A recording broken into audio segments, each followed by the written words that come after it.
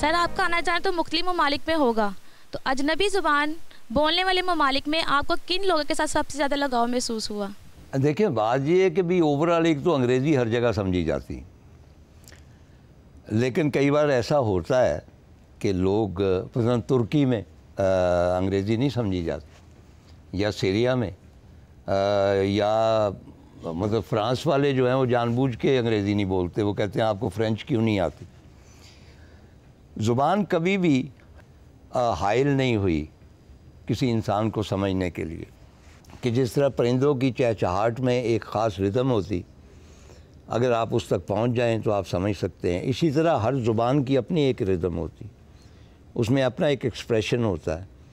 آپ فلسفہ تو ڈسکس نہیں کر سکتے، لیکن نارمل جو گفتگو ہے وہ آپ ان سے کر سکتے ہیں، تو مجھے کہیں بھی کوئی مشکل درپیش نہیں ہوئی۔ ابھی ایک سوال میں طاہر صاحب آپ کو صوفی بتایا گیا تھا، تو بہت سے لوگ آپ کو نرگسیت کا مارا بھی کہتے ہیں، تو آپ کا اس کے بارے میں کیا خیال ہے، اور کیا آپ نے لکھا ہے اس بارے میں، یہ جو لوگ کہتے ہیں کہ آپ نرگسیت پسند ہیں یا مطلب جو بھی؟ دراصل یہ سارے اعتراضات میری پہلی کتاب نکلے تیری تلاش میں پہ ہوا۔ مجھے بھی علم نہیں تھا کہ یہ اس طرح پاپولر ہوگی کہ ماسکو یونیورسٹی کے نصاب میں شامل ہو جائے۔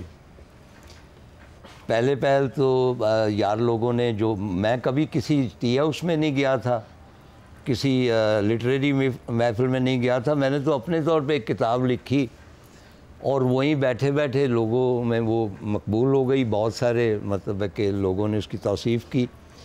اس کے بعد شاید وہ خدشہ سا محسوس ہوا لوگوں کو، تو انہوں نے مختلف توجیحات پیش کی کہ یہ کتاب کیوں پاپولر ہے۔ اس میں ایک وہی کہ جی اس میں لڑکیاں بہت ہیں اس لیے، ٹھیک ہے جی۔ دوسری یہ کہ یہ اپنی تعریف کرتا ہے، میں تو قاسمی صاحب نے اس کا جواب دیا تھا، احمد ندیم قاسمی نے۔ انہوں نے کہا کہ کہیں میں نے پڑھا ہے کہ طاہر صاحب کے بارے میں یہ کہا گیا کہ یہ نرگسیت کا شکار ہیں، اپنی بات کرتے ہیں۔ تو انہوں نے کہا کہ اگر آپ ایک سفر نامہ لکھ رہے ہیں تو آپ اپنی بات ہی کریں گے کہ میں فلاں جگہ گیا اور میں فلاں جگہ کو ملا، یہ تو نہیں کہیں گے کہ احمد ندیم قاسمی وہاں پہ گیا، نمبر 2۔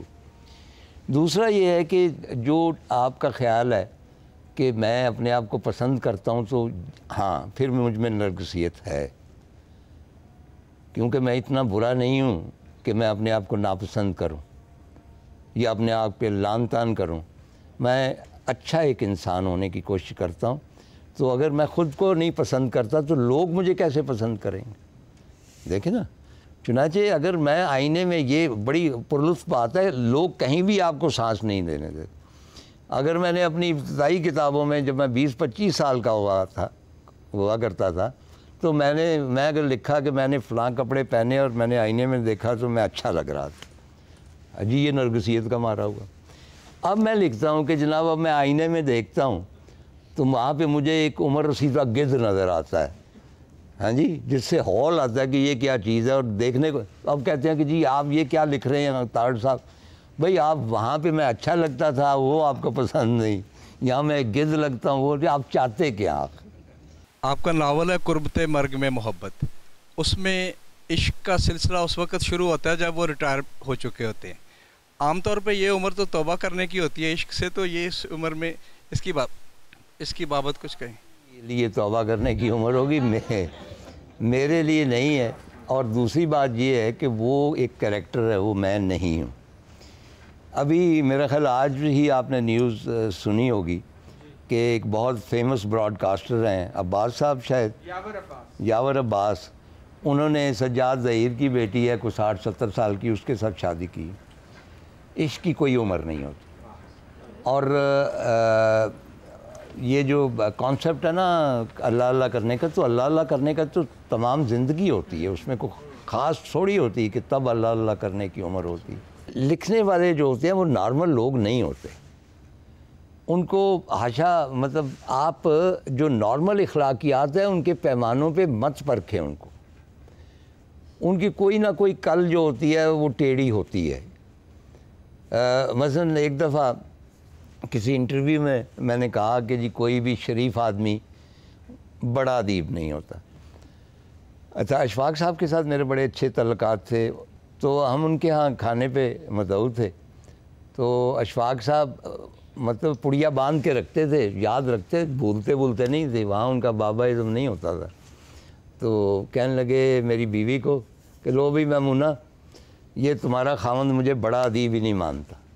اب مجھے سمجھ آ گئی کہ یہ کس طرف ان کا حوالہ ہے، کہ جو میری اسٹیٹمنٹ تھی کہ کوئی بھی شریف آدمی بڑا ادیب نہیں بن سکتا۔ تو میں نے کہا اشفاق صاحب میں آپ کو بڑا ادیب مانتا ہوں، لیکن میں ایک شریف آدمی نہیں مانتا آپ کو، اور اگر آپ پسند کریں تو سفر در سفر کے کچھ حوالے میں آپ کی خدمت میں پیش کروں۔ اشفاق صاحب نے کہا اے بانو آپا تیری نا اسے کباب بنا رہی، جا کباب کا۔ کہنے کا مطلب یہ ہے کہ شرافت کا اور ادب کا کوئی واسطہ ہی نہیں ہے۔ میرے لیے میرے بہت سارے عجیب و غریب دوست ہیں، اور میں ہمیشہ یہ کہتا ہوں کہ 9 to 5 جو کام کرتے ہیں ریگولر، اور بہت شریفانہ جو لوگ زندگی بسر کرتے ہیں، وہ میرے کسی کام کے نہیں۔ میں اپنے آپ کو نارمل شخص نہیں کہتا، تو مجھے لوگ بھی زیادہ تر وہی پسند ہیں جن میں ایک اب نارملٹی کی اسٹریک ہو، وہ ڈفرینٹ ہوں چیزوں سے، تاکہ کیونکہ وہی مجھے انسپائر کرتے ہیں۔ میرا خیال ہے جتنے بڑے ادیب ہیں وہ مطلب کوئی کم اب نارمل ہے، کوئی زیادہ ہے۔ مطلب منٹو کو آپ دیکھ لیں، راجندر سنگھ بیدی کو دیکھ لیں، کرشن چندر کو دیکھ لیں، اپنا عبداللہ حسین کو دیکھ لیں، مطلب بانو آپا کو نارمل تھوڑی تھی۔ ہاں ان کا آپ بھی تھی پڑھیں تو آپ کو پتہ چلے گا، مجھے دیکھ لیں۔ سر آپ کی کتابیں ماسکو یونیورسٹی کے نصاب میں شامل ہیں، انگریزی میں ترجمے ہو رہے ہیں، آپ پر ڈاکٹریٹ ہونے والی ہے، آپ کی ادبی حیثیت پوری دنیا میں تسلیم کی گئی، لیکن آپ لٹریری فیسٹیول میں نہیں جاتے، کیا وجہ ہے؟ لٹریری فیسٹیول میں مجھے دعوتیں تو آتی ہیں، اب ایک تو میں ہجوم سے گھبراتا ہوں، اب بہت زیادہ میں تھک جاتا ہوں، میری عمر ہے، مجھ میں سکت کم ہو جائے، لیکن میرا خیال ہے کہ آپ کسی خاص لٹریری فیسٹیول کا حوالہ دے رہے ہیں جہاں پہ میں مدعو نہیں کیا گیا۔ عرض میں یہ کرنا چاہتا ہوں کہ اس ملک میں 2 طبقے ہیں، ایک ایلیٹ ہیں اور ایک ہما شما ہے۔ ہم ہما شما میں سے ہیں۔ ہم جو اردو میں لکھتے ہیں، صرف ہمارا سب سے بڑا قصور یہ ہے کہ ہم اردو میں لکھتے ہیں یا پنجابی میں لکھتے ہیں، اس لیے ہم ہما شما ہیں۔ ان کو ہماری ضرورت نہیں ہے، چنانچہ ان کے لیے معیار اور ہیں۔ نام انہوں نے ادب کا لیا ہوتا ہے کہ فلاں ادب فیسٹیول، لیکن اس میں ایک تو business, it's a big business. Literary festival منعقد کروانا right now is a huge business. اس کی تفصیل میں آپ کو بتا سکتا، اس سے کمرشل وینچر اور تعلقات بنانے کا۔ مجھے صرف دشواری یہ ہوتی ہے جب کبھی کوئی ایسا موقع آتا ہے کہ مثلا اورہان پاموک آئے پچھلے دنوں کسی جگہ، تو 1-2 لوگوں نے مجھ سے پوچھا کہ بھئی ان کے سامنے تو ایسے ہی کوئی صاحب بیٹھ گئے جن کو پتہ ہی نہیں تھا کہ اورہان پاموک ہیں کون، صرف یہ پتہ تھا کہ ترکی سے آئے ہوئے ہیں، تو آپ کیوں نہیں تھے؟ تو میں نے کہا کہ بھئی وہی بات کہ وہ ہمیں جانتے ہی نہیں کہ ہم کون ہیں۔ مجھے صرف یہ افسوس ہوا کہ اس طرح کوئی انٹرنیشنل جو سیلیبریٹیز آتی ہیں لٹریچر کی، وہ بالا ہی بالا رخصت ہو جاتی ہیں۔ وہ ڈلرمپل آئے یا پاموک آئے یا میرا خیال بین اوکری بھی آیا تھا، آئی ڈونٹ نو،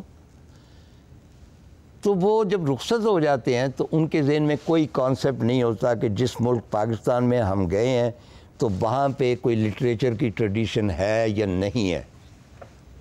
وہ یہ سمجھتے ہیں کہ یہ سارے جاہل لوگ ہیں، ان میں سے کوئی بھی ادیب نہیں ہے، کوئی بھی کسی نے بھی کچھ نہیں لکھا ہے، اس لیے ہم گئے ہیں اور ہم اپنی بھاشن دے کے وہاں سے واپس آ گئے۔ مجھے صرف یہ افسوس ہوتا ہے کہ وہ پاموک ہو یا ڈلرمپل ہو، اس کے سامنے 5-6 لوگ، مجھے نہیں، جو نئے لکھنے والے ہیں وہ بٹھائیں، وہ ڈسکس کریں، اس کو پتہ ہو کہ لٹریچر یہاں پہ زندہ ہے، یہ کریٹیو لوگ ہیں، یہ بڑے لوگ ہیں۔ مجھے یہ ایک دکھ ہے۔